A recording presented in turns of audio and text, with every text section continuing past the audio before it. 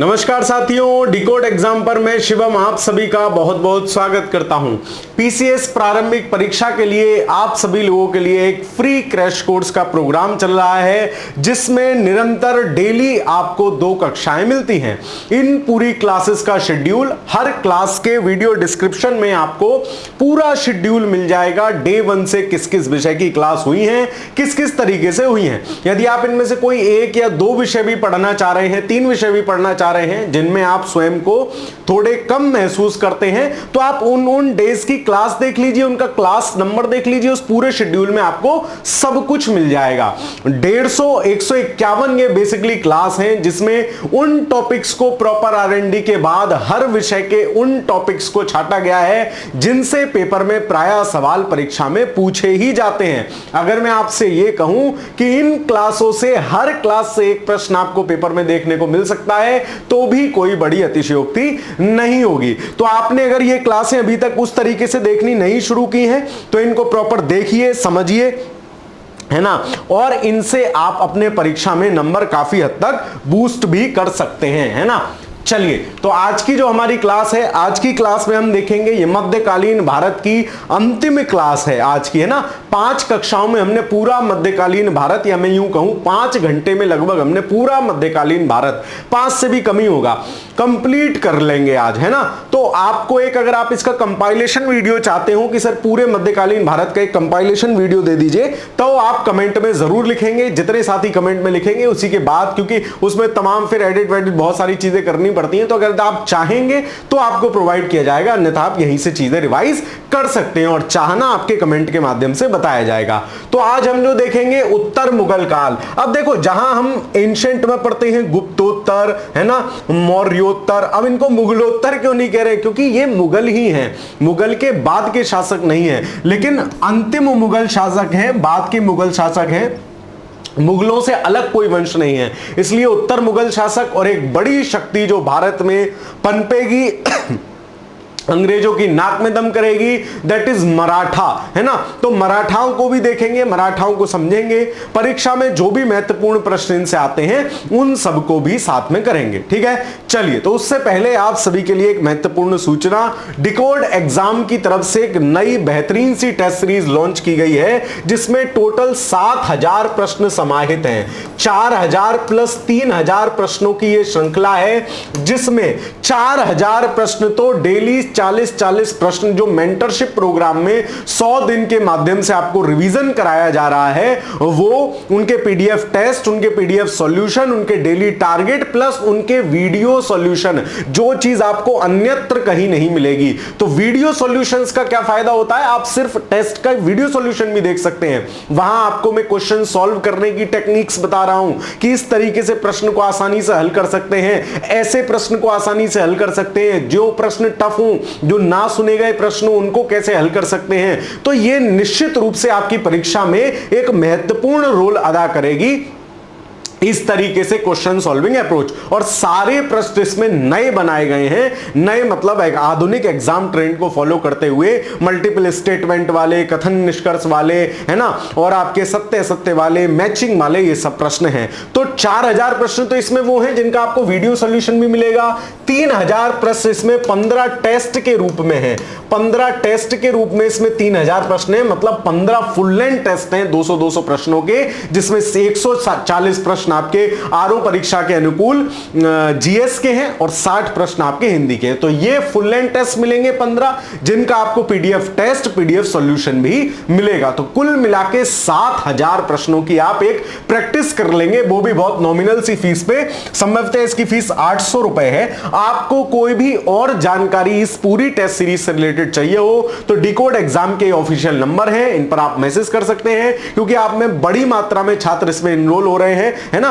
बहुत अच्छी test series है, मैं आपको कह रहा हूं, आप आंख बंद करके भी इस पे यकीन कर सकते हैं। तो बड़ी छात्रा में डेली मैसेज कॉल्स आते हैं, तो हो सकता है आपको कुछ कॉल का उत्तर देने में कुछ थोड़ा देर लग जाए, लेकिन एक डिटेल वीडियो और मैंने बना रखी है कि इस कोर्स में कैसे इनरोल होना है, तो आप वो भी जाके देख सकते हैं, उसको भी जाके देख सकते हैं, ठीक है। तो इन नंबर पर मैसेज कर दीजिए, वीडियो टेस्ट, इसका पूरा डिस्क्रिप्शन, पूरी इसकी डिटेल आपको मिल जाएगी, ठीक है। चलिए, तो शुरुआत करते हैं आज की अपनी क्लास की। देखते हैं उत्तर मुगल जो थे, उत्तर मुगल शासक जो थे, उन उनसे फैक्चुअल क्या क्या सवाल पूछे जाते हैं, और फिर मराठा साम्राज्य। ठीक है, सिख साम्राज्य को भी, सिखों के जो 10 गुरु थे उनको भी यही हम आज खत्म कर लेंगे। ठीक है, चलिए, तो उत्तर मुगल कालीन शासक कौन कौन है? यहां से शुरू होता है बहादुर शाह प्रथम। औरंगजेब का शासन था 1707 ईस्वी तक, है ना। औरंगजेब का शासन था 1707 ईस्वी तक, जो अपने भाइयों शाहजहां के 4 पुत्रों में से ये सबको निपटाकर जो है शासक बना था, है ना। उसके 4 प्रमुख युद्ध थे, है ना। हमने देखा था कि जो है धर्मत, सेवराय, देवराय, और ये सब जो है 4 प्रमुख युद्ध थे। उनके याद करने की भी क्रोनोलॉजी मैंने आपको बताई थी। तो 1707 तक जो पूरे भारत का केंद्रीकृत मुगल प्रशासन था, अब वो ढलना शुरू हो जाएगा, लगभग इसी स्वरूप में था। अब उसका धीरे धीरे करके जब केंद्रीय सत्ता कमजोर होती है, तो फिर जो राज्यात्मक स्वरूप है, जो संघ का हिस्सा है, वो लोग अपने आप को स्वतंत्र घोषित कर देते हैं। तत्कालीन समय में स्वतंत्रता घोषित करने का मतलब यह था कि भाई हम टैक्स वैक्स नहीं देंगे, उनका अपने ऊपर आधिपत्य स्वीकार नहीं करेंगे, इत्यादि इत्यादि। तो इस प्रकार की चीजें अब बढ़नी शुरू हो जाएंगी 1707 के बाद। उसका कारण क्या है?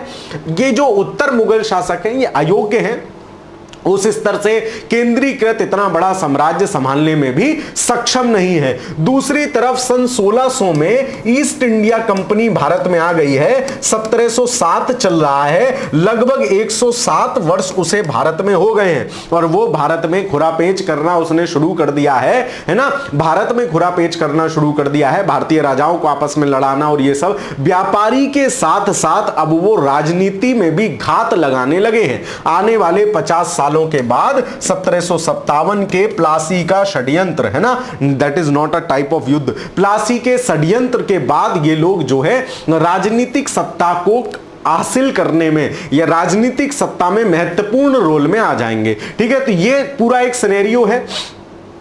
इस पूरे सिनेरियो में ये उत्तरकालीन मुगल शासक है, क्योंकि 1857 की क्रांति के पश्चात, 1857 की क्रांति के पश्चात जो नाम मात्र का मुगल सम्राट का पद था, क्योंकि 1857 आते आते वो नाम मात्र का ही रह गया है, तो नाम मात्र का जो मुगल पद था वो पूरी तरह से जो है उसको खत्म कर दिया जाता है, और उसके स्थान पर और ईस्ट इंडिया कंपनी जो छद्म रूप से शासन कर रही थी उसको भी खत्म कर दिया जाता है, और प्रॉपर उपनिवेश की शुरुआत हो जाती है भारत के अंदर, जिसको ब्रिटिश उपनिवेश या ब्रिटेन के क्राउन के अधीन यहां का शासन आ जाता है।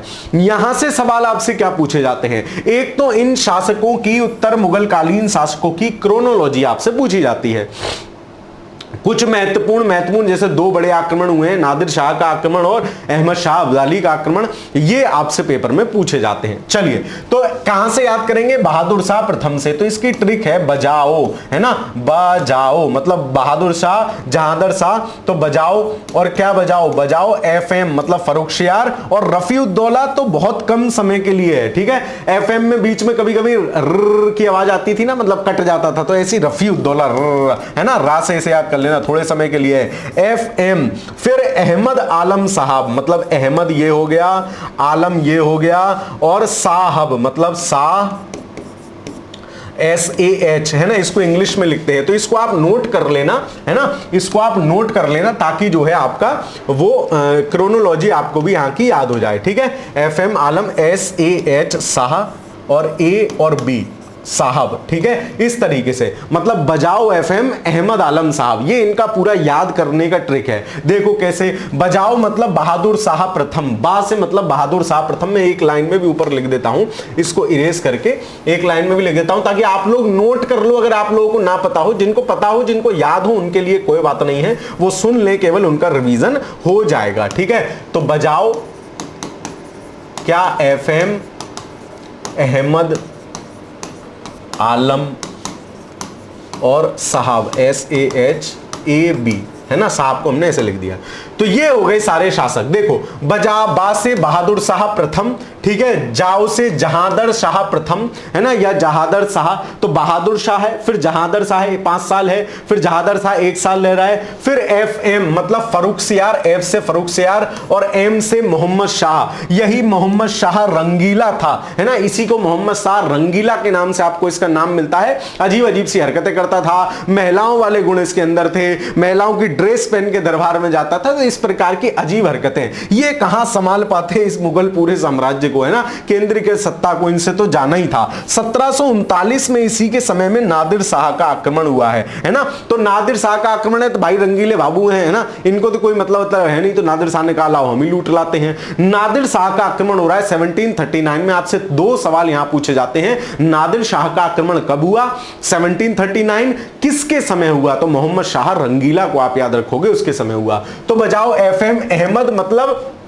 अहमद शाह, आलम मतलब आलमगीर द्वितीय, ठीक है, आलमगीर द्वितीय याद रखना, आलमगीर द्वितीय है। अहमद आलम शाह मतलब शाह आलम द्वितीय, यही शाह आलम द्वितीय जो है इसी के साथ क्या होगी, प्लास बक्सर के बाद जो इलाहाबाद की संधि हुई है वो इसी शाह आलम द्वितीय के साथ होगी, ठीक है। अहमद आलम साहब, तो शाह से ये हो गया, ए से अकबर द्वितीय और बी से बहादुर शाह द्वितीय या बहादुर शाह जफर, जो कि 1857 की भारत की क्रांति के समय, है ना, भारत के स्वतंत्रता संग्राम के समय जो है नेता थे उसके, और मुगल सम्राट थे। इसके बाद मुगल सम्राट का पद समाप्त हो जाएगा। तो ये क्रोनोलॉजी इनकी लगाने को ना कई बार सवाल पूछा गया है, इसलिए बजाओ FM अहमद आलम साहब, ठीक है, बजाओ FM अहमद आलम साहब। तो बा से बहादुर शाह, जा से जहांदर शाह, F से फर्रुखसियार, M से मोहम्मद शाह, अहमद शाह, आलमगीर द्वितीय, फिर शाह से शाह आलम द्वितीय, ए से अकबर द्वितीय, बी से बहादुर शाह द्वितीय या बहादुर शाह जफर। तो टोटल कितने हो गए, 1 2 3 4 5 6 7 8 9,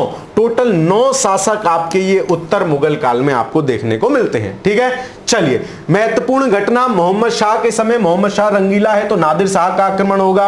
आलमगीर द्वितीय के समय क्या होगा, आलमगीर द्वितीय के समय दिल्ली पर अहमद शाह अब्दाली का आक्रमण होगा। आलमगीर द्वितीय के समय हो रहा है अहमद शाह अब्दाली, है ना, आलमगीर तो इसी के ऊपर गिर गया अहमद शाह, बोले ले तेरा ही निपटाता हूं।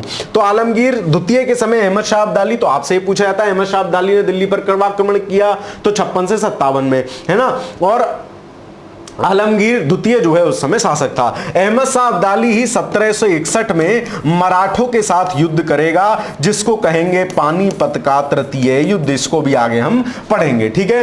फिर इनमें से जो शाह आलम द्वितीय है इनको याद रखोगे, इन्हीं के साथ बक्सर के बाद इलाहाबाद की संधि होती है। 2 संधि इलाहाबाद की हुई हैं। बक्सर के युद्ध में आपको पता है त्रिगुट था, अवध का नवाब शाह शुजा, है ना, शुजाउद्दौला माफ कीजिए, और मुगल सम्राट शाह आलम द्वितीय और आपके मीर कासिम। तो मीर कासिम और शाह आलम द्वितीय इसके शुजाउद्दौला के साथ इलाहाबाद की द्वितीय संधि हुई है और इनके साथ इलाहाबाद की प्रथम संधि हुई है। 2 संधियां हुई हैं 1765 में। ये संभवतः 12 अगस्त 1765 को ये संधि हुई है इनके साथ, तो इसको याद रखना। फिर अकबर द्वितीय और बहादुर शाह जफर, तो बहादुर शाह जफर के समय में तो मुगल सम्राट का पद ही बाद में समाप्त हो जाएगा। तो ये क्रोनोलॉजी आपसे पूछी जाती है। इनके समय नादिर शाह का आक्रमण कब हुआ, तो रंगीला थे जी, मोहम्मद शाह रंगीला 1739 में। आलमगीर द्वितीय के समय अहमद शाह अब्दाली आक्रमण कर रहा है। शाह आलम द्वितीय के साथ इलाहाबाद की संधि हो रही है और बहादुर शाह द्वितीय या बहादुर शाह जफर के समय 1857 की क्रांति हो रही है। बताओ याद हुआ कि नहीं, है ना। ये सवाल है कि यहां से टपकेगा, याद रखना, एक सवाल आएगा, जरूर आएगा इस स्लाइड से, ठीक है। चलो, जितनी कथा बताइए वहां से सवाल आएगा। आगे चलते हैं, अब देखते हैं मराठा साम्राज्य, ठीक है।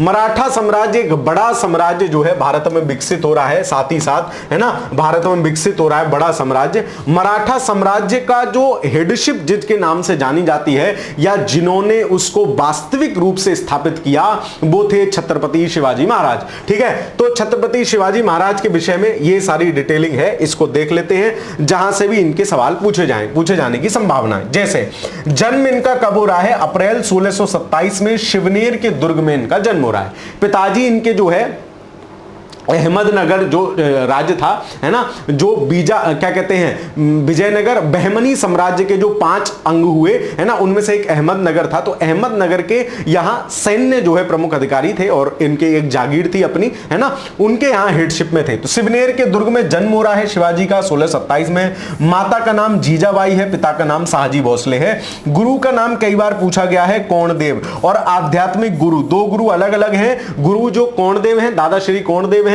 और आध्यात्मिक गुरु समर्थ गुरु रामदास हैं, ठीक है। तो इन दोनों को याद रखना।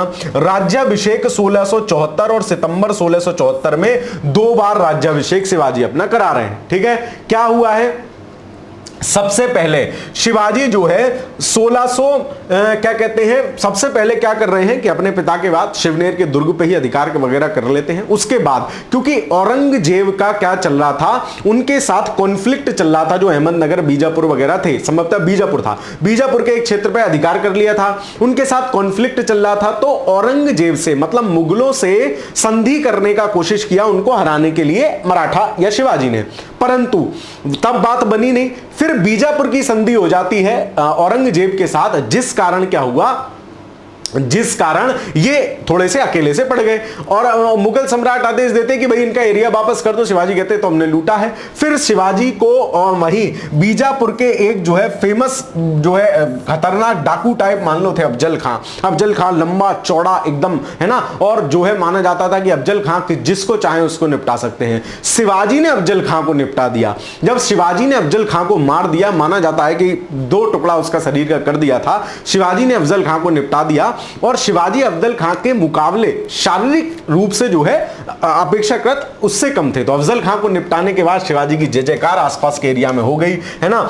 इसके बाद शाइस्ता खां को भेजा गया वहां से मुगल साम्राज्य से कि भाई शिवाजी को जाओ, इनको शांत करो, इनसे संधि बंदी करके आओ। तो शाइस्ता खां को भी पराजित कर दिया। 1634 में सूरत पर आक्रमण किया और सूरत को अपने कब्जे में कर लिया। ठीक है, तो ये बड़ी क्रोनोलॉजी है, इसको थोड़ा सा ध्यान रखना कि 1659 में है ना अफजल खां को मारा है। अफजल खां के बाद 1663 में शाइस्ता खां को पराजित किया है, जो कि मुगलों का एक सेनापति था। उसके बाद 1664 में सूरत पर आक्रमण किया है और 1665 में पुरंदर की संधि हुई है ना। 1665 में पुरंदर की संधि हुई है औरंगजेब और शिवाजी के मध्य। यह युद्ध हुआ, यहां शिवाजी को जो है धोखे से छल लिया गया, जिस कारण जो है शिवाजी चारों तरफ से गिरने के पश्चात पुरंदर की संधि होती है 1665 में। तो पुरंदर की संधि का ईयर आपसे पूछा जाता है। 1670 में दूसरी बार सूरत पर आक्रमण करते हैं है ना। तो ये सब जो है, और 1665 में क्या होता है कि शिवाजी को औरंगजेब की कैद में जो है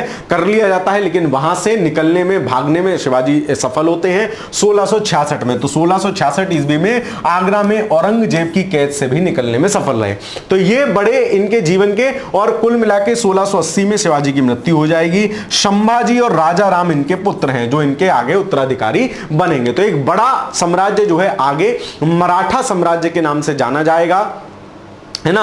अभी तो जो क्या कहते हैं शक्ति है वो छत्रपति के हाथ में ही है, लेकिन बाद में जाते जाते पेशवाओं के हाथ में आ जाएगी, उसको भी अभी हम देखेंगे। तो महत्वपूर्ण घटना शिवाजी के जीवन से याद रखोगे, 1627 में जन्म हो रहा है। माताजी शाहजी हैं, जीजाबाई हैं और पिताजी शाहजी भोसले हैं। 2 गुरु हैं, गुरु दादाजी कोंडदेव हैं और आपके आध्यात्मिक गुरु समर्थ गुरु रामदास हैं। 1659 में अफजल खां को निपटा रहे हैं, अफजल खां को मार रहे हैं। उसके बाद 63 में शाइस्ता खां, जो कि मुगल जो है सेनापति था, मुगलों ने वहां भेजा था उनको शांत करने के लिए, उसको हरा रहे हैं। सूरत पर आक्रमण कर रहे हैं 1664 में। 1665 में पुरंदर की संधि हो रही है और औरंगजेब छल से जो है क्या कहते हैं बंदी बना लेता है। उसके बाद 1666 में वहां से निकलने में सफल रहते हैं। 1670 में दूसरी बार सूरत पर आक्रमण करते हैं, ठीक है, और 1680 में जो है देहावसान हो जाता है शिवाजी का। तो ये शिवाजी के जीवन से संबंधित प्रमुख जो भी फैक्ट हो सकते थे, जो परीक्षा में आपसे पूछे जा सकते हैं, उनको मैंने आपको यहां बता दिया। चलिए, शिवाजी का जो छत्रपति शिवाजी महाराज का अष्टप्रधान मंडल है, ये आपसे बहुत पेपर में पूछा जाता है। कुछ नहीं तो मैचिंग ही मिलाने को दे देगा अष्टप्रधान मंडल की, भैया मिलाओ कौन कौन है, कौन कौन अष्टप्रधान में हेड है, कौन किस चीज का प्रमुख है, ये सब, ठीक है। तो अष्टप्रधान मंडल मतलब शासन जो था शिवाजी के समय का, वो इन 8 प्रधानों के माध्यम से चलाया जाता था। लाइक एज आज का जो मंत्रिमंडलीय सिस्टम होता है, मंत्रिमंडलीय सिस्टम होता है, एज इट इज चीजें थी, ठीक है। चलिए, तो पेशवा जो है वो प्रधानमंत्री है छत्रपति का, ठीक है। तो पेशवा प्रधानमंत्री है। अमात्य जो है वो वित्त मंत्री है, ठीक है, अमात्य वित्त मंत्री है। मंत्री या बाकिया नवीस बोलते थे दैनिक कार्यवाही जो करता है। आजकल भी आप तहसील इत्यादि कार्यालयों में अगर जाते हैं तो वहां भी नकल नवीस, वाक्या नवीस ये सब होते हैं। तो ये कौन है जो दैनिक कार्यवाहियों की देखरेख कर रहा है। सचिव जो है वो कौन है, पत्राचार विभाग का हेड है। किसी भी संस्था के पत्र पर, किसी भी संगठन के पत्र पर जो सिग्नेचर होते हैं, कोई भी आदेश निकलता है, कुछ भी हो रहा है, तो सचिव के साइन से होते हैं। जैसे अध्यक्ष होता है, दूसरा पद बड़ा पद सचिव या महामंत्री होता है, तो उनके साइन से चीजें निकलती हैं। मतलब पत्राचार विभाग का हेड कौन है, सचिव है। आज भी ऐसे ही होता है, उस समय भी राष्ट्र प्रधान में था। सुमंत जो है वो कौन है, वो विदेश मंत्री हैं। तो सुमंत जो है वो विदेश मंत्री हैं, ठीक है। चलिए, सुमंत विदेश मंत्री हैं। सेनापति या सर्रे नौबत इसको कहते थे, जो कि सेना विभाग का हेड होता था। सैन्य विभाग का सर्वोच्च पद है, भी इसको आगे भी देखेंगे जब हम मराठाओं का सैन्य प्रशासन देखेंगे। तो सेनापति क्या है, सर्रे नौबत इसको बोल रहे हैं, और सैन्य मंत्री है।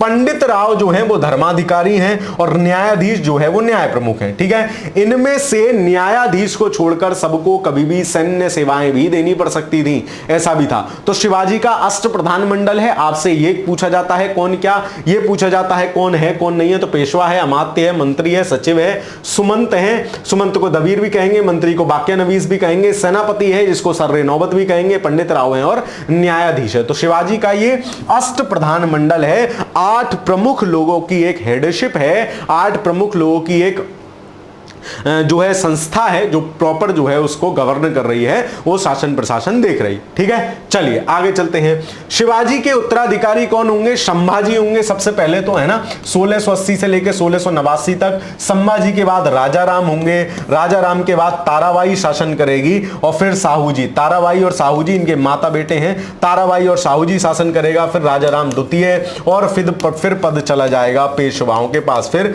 पेशवा सत्ता के हेड हो जाएंगे, पेशवाओं के पास मामला चला जाएगा। तो संभाजी, राजाराम, ताराबाई, शाहजी, है ना, इनको याद रख, शाहूजी और राजाराम द्वितीय। तो याद कैसे रखोगे, ये भी क्रोनोलॉजी आपसे पेपर में 2-3 बार पूछी गई है ना। क्रोनोलॉजी पेपर में पूछी गई है, तो ये क्रोनोलॉजिकल ऑर्डर भी आपको याद होने। तो संभाजी है, शिवाजी के बाद संभाजी है। संभाजी के बाद कौन है, राजा राम है, ठीक है। तो शिवाजी, संभाजी, राजा राम, फिर ताराबाई, फिर शाहूजी। या ताराबाई और शाहूजी एक साथ भी मिलेगा, या ताराबाई ने, क्योंकि अल्पवयस्क थे शाहूजी, तो ताराबाई शासन कर रही है 7 तक। जब ये वयस्क हो जाते हैं तो फिर शाहूजी को शासन देती है। फिर राजा राम है, ठीक है, राजा राम द्वितीय। तो संभाजी, शिवाजी, संभाजी, राजाराम, ताराबाई, शाहूजी और राजाराम द्वितीय। तो ये क्रोनोलॉजी भी आपको याद रहनी चाहिए। चलिए आगे चलते हैं। फिर पेशवाओं के अधीन मराठा शक्ति आ जाएगी। तो पहले पेशवा जिन्होंने शक्ति को थोड़ा स्ट्रॉन्ग किया और पेशवा को जो है हेडशिप के रूप में ले आए मराठा साम्राज्य की, वो थे बालाजी विश्वनाथ। बालाजी विश्वनाथ के बाद बाजीराव, फिर बालाजी बाजीराव इनका पुत्र, है ना। तो बाजीराव भाई जो शेर की चीते की चाल और उसकी तलवार पे संदेह नहीं करते। तो बालाजी विश्वनाथ के बाद बाजीराव, फिर बालाजी बाजीराव। तो ये नाम देख लेना, मैं वो है, पहले बालाजी विश्वनाथ है, फिर बाजीराव है, फिर बालाजी और बाजीराव दोनों का मिक्स है। फिर माधव राव है, फिर नारायण राव है, फिर रघुनाथ राव है, माधव राव नारायण, फिर बाजीराव द्वितीय, ठीक है।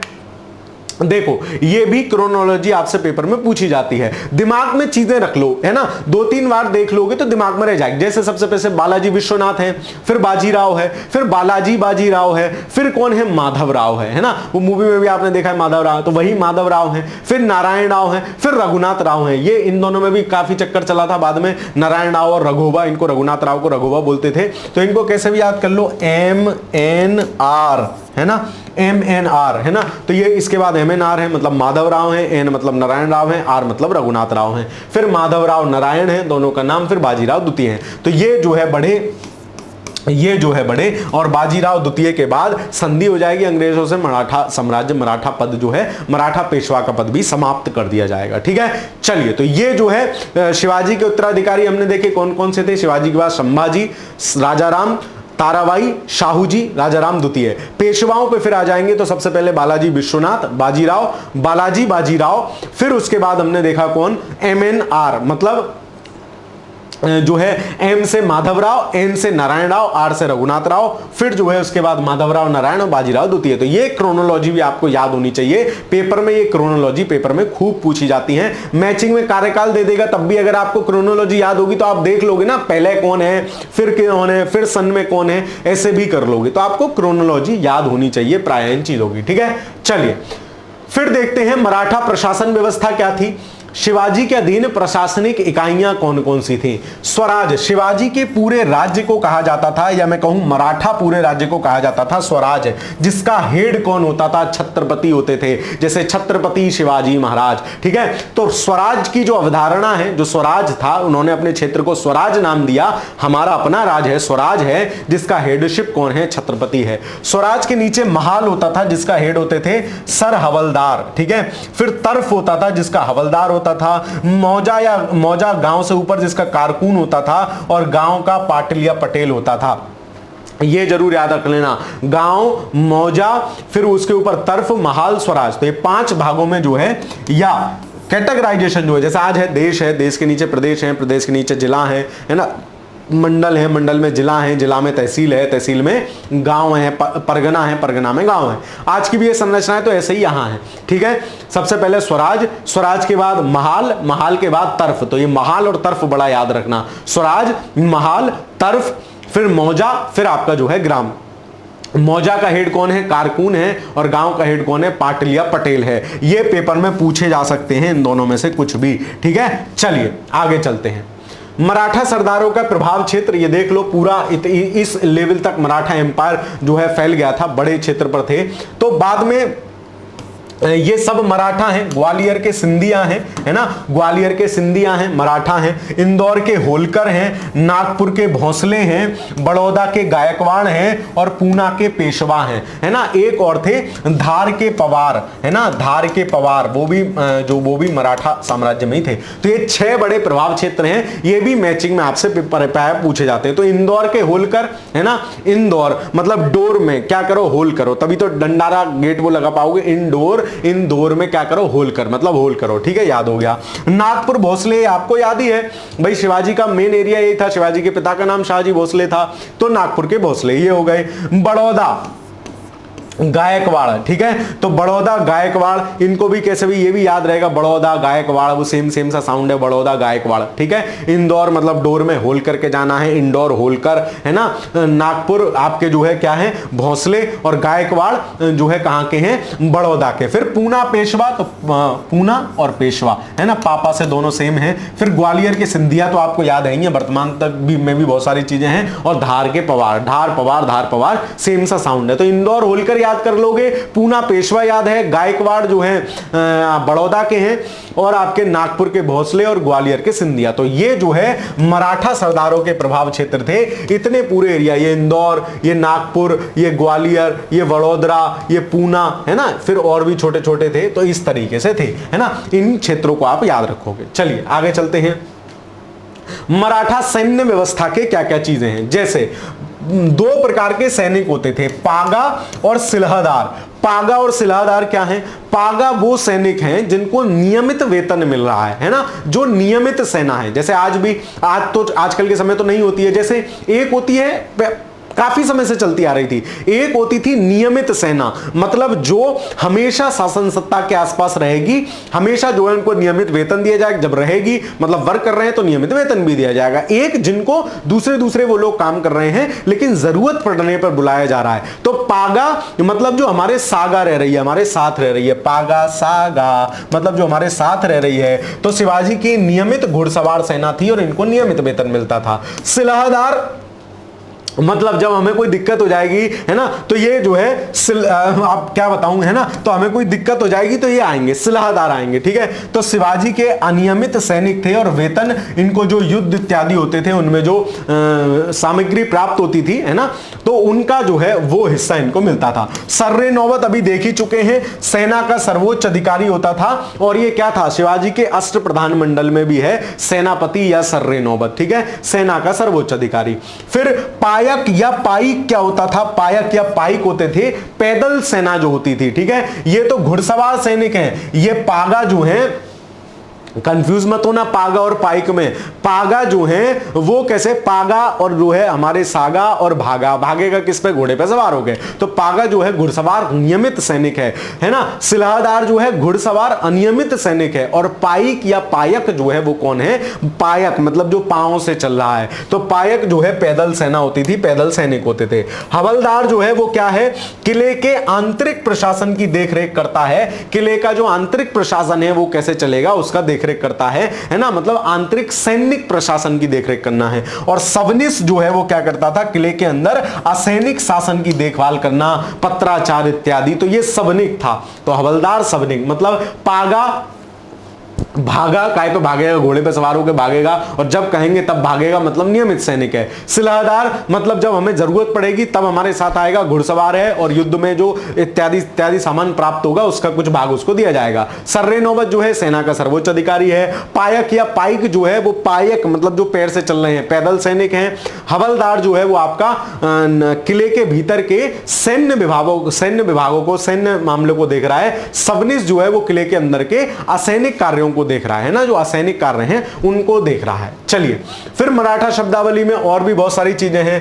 कामबिसदार क्या है, शिवाजी के साम्राज्य के अंतर्गत, या मैं साम्राज्य की जगह यहां क्या लिख दूं, स्वराज है ना, स्वराज्य, क्योंकि स्वराज्य ही शब्द शो हो रहा था। शिवाजी के स्वराज्य के अंतर्गत छोटे प्रांतों के जो सूबेदार हैं वो क्या कहलाते थे, कामबिसदार। बोले यार काम भरे के हैं बस, ये मतलब ऐसे याद रख लो, छोटे प्रांतों के सूबेदार है ना, तो काम भरे के, कामबिसदार। मामलतदार मतलब माल है इनके पास, कामबिसदार काम भरे के छोटे प्रांतों के सूबेदार हैं। मामलतदार मतलब माल है इनके पास, बड़े प्रांतों के जो सूबेदार हैं वो मामलतदार हैं। पोतनिश कौन है, शाही खजाने या आमदनी के खर्चे की देखरेख जो कर रहा है वो पोतनिश है।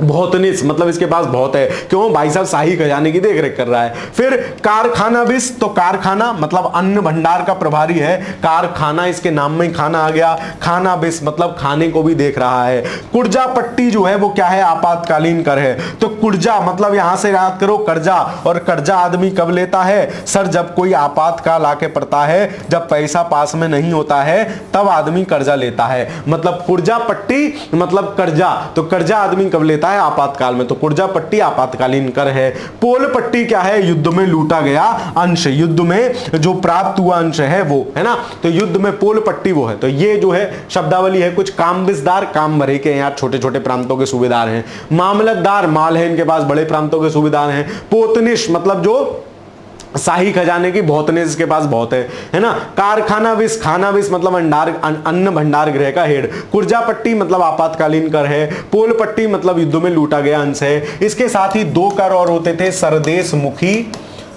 और चौथ, ये भी दो कर थे, है ना, ये भी दो टैक्स थे, है ना। ये चतुर्थांश भाग होता था, चौथ मतलब जो सरदेश मुखी और चौथ जो थे, जो उनका आधिपत्य स्वीकार कर रहे हैं वो लोग अदा करते थे। तो ये दो टैक्सेशन भी थे। इसके सिवा फितना क्या था, राजनीतिक फूट या मनमुटाव का लाभ उठाकर दबाव और समझौते की रणनीति, इसको बोलते थे फितना।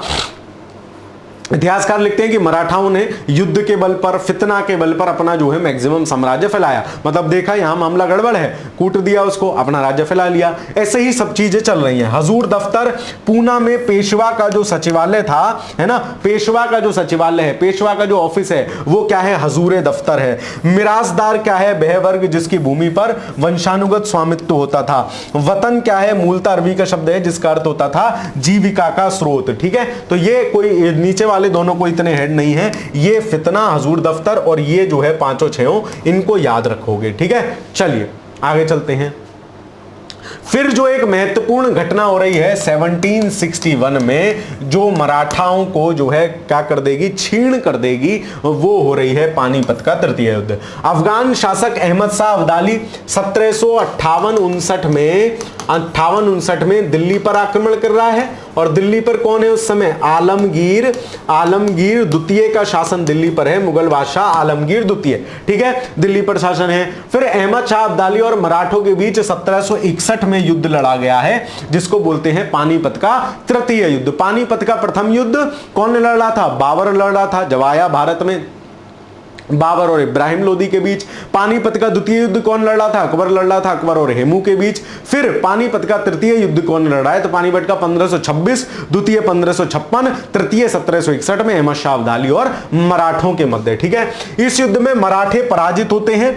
और इस युद्ध में मराठों का नेतृत्वकर्ता कौन था, यह सवाल आपसे पेपर में 2-3 बार पूछा गया है कि जो है पानीपत के P3 है ना, पानीपत के तृतीय युद्ध में मराठों का नेतृत्व कौन कर रहा था, तो बालाजी बाजीराव उस समय जो है लीडरशिप में है। 1761 में बालाजी बाजीराव ही होंगे ना, बालाजी बाजीराव, हाँ 1761 में बालाजी बाजीराव हैं, तो बालाजी बाजीराव हेडशिप में हैं और बालाजी बाजीराव का भाई है सदाशिव राव और बेटा है विश्वास राव, ये दोनों नेतृत्व कर रहे थे।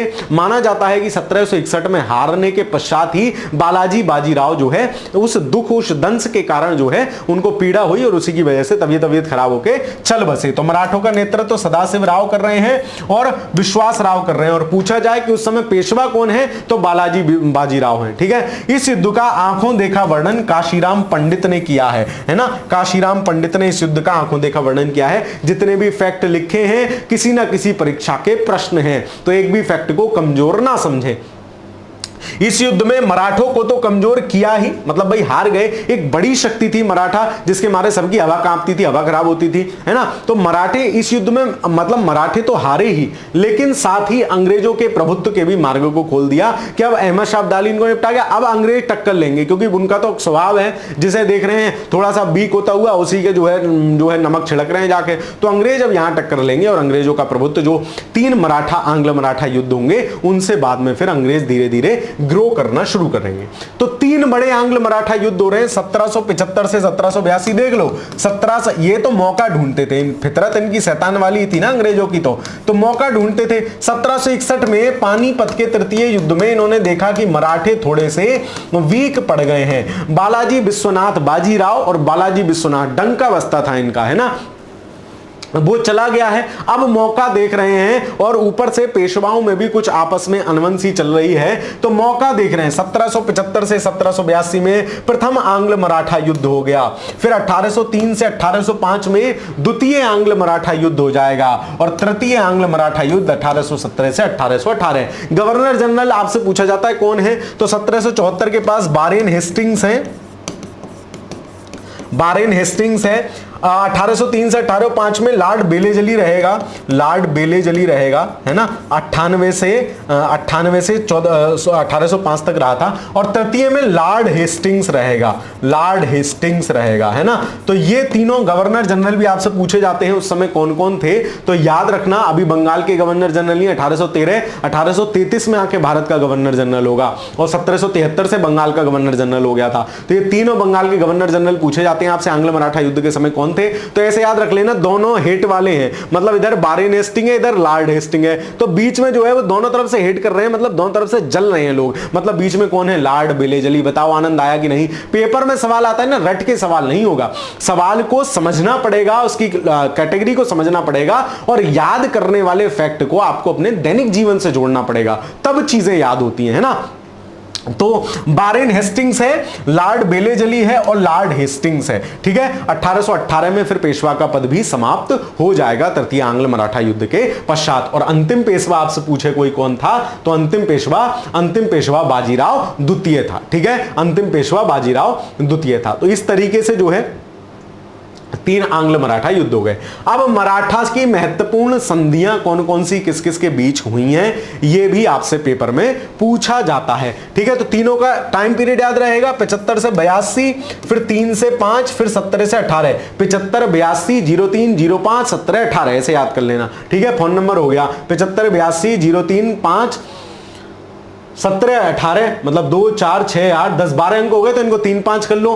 75, 82, 35, 17, 18 लो फोन नंबर हो गया किसका, मराठा वॉर का। ठीक है, चलो आंग्ल मराठा युद्ध का। अब महत्वपूर्ण संधियां, पुरंदर की संधि आपने देखी ली, शिवाजी और मुगल सेनापति जयसिंह के मध्य हुई है ना, या औरंगजेब। सगोला की संधि बाजीराव, बालाजी बाजीराव और राजाराम द्वितीय, ये आपस में चल रही है। सूरत की संधि रघुनाथ राव और ईस्ट इंडिया कंपनी, जो पूछी जाती है वो मैं याद करा रहा हूं आपको। सूरत की संधि, है ना, सूरत की संधि जो है रघुनाथ राव और ईस्ट इंडिया कंपनी के मध्य हुई है।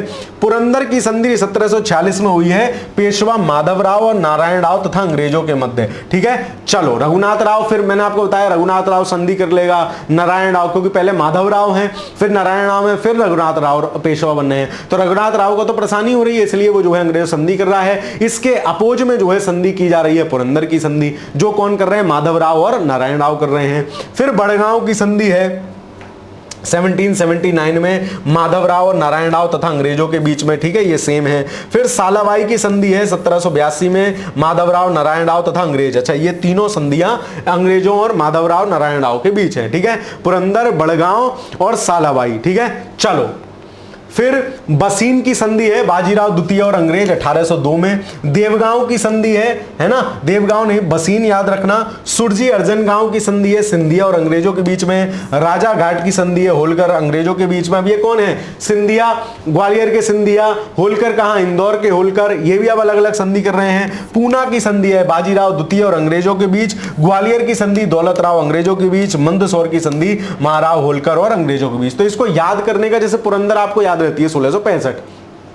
फिर है ना, तो कोई अंदर था, मान लो पुरंदर अंदर था, बाहर आया, किसी की सूरत देखी, बोले भाई साहब सूरत अच्छी नहीं है, सूरत खराब है, फिर से अंदर चला गया। पुरंदर की द्वितीय संधि मतलब 1776 में। और क्यों अंदर चला गया? बोले बड़ा सा मुंह है उसका, बड़ा सा गांव है ना, बड़ा सा मुंह है, बड़ा सा गांव है। तो जो आदमी है वो कह रहा है, बोले और कोई नहीं, तेरा भाई है, मतलब साल भाई, मतलब तेरा भाई है। तो बड़गांव मतलब क्या? पुरंदर पहले अंदर था, फिर सूरत देखने बाहर आया, फिर अंदर चला गया। क्यों चला गया? बोले बड़ा गांव, बड़ा सा खोपड़ा है उसका, बोले और कोई नहीं है, तेरा भाई है, मतलब साल भाई। तो ये संधि इस क्रम में हो गई। क्रोनोलॉजी भी याद रहेगी ना, तब भी मैचिंग में लगा लोगे। फिर बसीन की संधि है, तो बसीन की संधि याद रखना। इन तीनों को याद रखना, पुरंदर, बड़गांव और सालाबाई, ये माधवराव, नारायण राव और अंग्रेजों के बीच में हो रही है, ठीक है। अब क्या क्या इनमें हुआ है, फिर वो पूरा आंग्ल मराठा युद्ध और वो सब आपने मॉडर्न हिस्ट्री में आपको प्रशांत सर ने पढ़ाया होगा, ठीक है। चलिए, फिर ये सब जो है थोड़ा सा ध्यान रख लेना, इनकी क्रोनोलॉजी भी। अब देख लेते हैं मराठा और महत्वपूर्ण संधियां। नहीं, ये सिख है, ये सॉरी माफ कीजिए, ये सिख संप्रदाय है ना। सिख संप्रदाय को थोड़ा सा देख लीजिए, क्योंकि इसी कालखंड के आसपास की घटना है सिख संप्रदाय। तो इसको भी यहीं देख के खत्म करते हैं। मॉडर्न इंडियन हिस्ट्री में तो आप इसको पढ़ ही रहे होंगे, बाकी इसको यहां भी देख लेते हैं, इसको यहां भी देख के खत्म कर लेते हैं। जैसे सिख संप्रदाय के 10 गुरु इन्होंने दिए हैं टोटल।